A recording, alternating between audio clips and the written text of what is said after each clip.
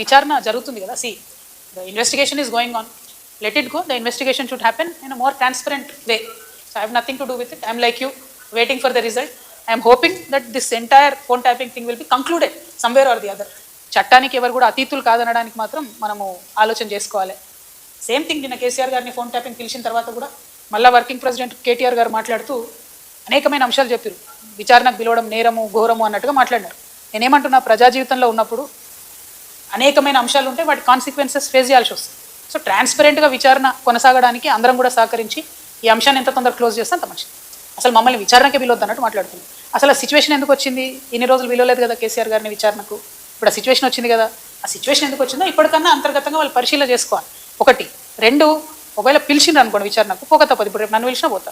నన్ను కూడా అప్పుడు ఈడీసీబీఐ పిలిస్తే పోలే కదా. నేను చేసిన నేరం చేయలేదా అనేటటువంటిది నేను చేయలేదని నా మనసుకు తెలుసు, కానీ అది ప్రూవ్ అవ్వాలి కదా. ఇప్పుడు కూడా అదే జరుగుతుంది. సో చట్టానికి అందరం కూడా సహకరించాలి. పిలిచినప్పుడు పోతుంది. కాకపోతే ఆ యొక్క ఆలోచన విధానం ఏదైతే ఉన్నదో అందులో మార్పు రానంత కాలం బీఆర్ఎస్ పార్టీని మాత్రం ఎవరు కూడా బాగు చేయాలి.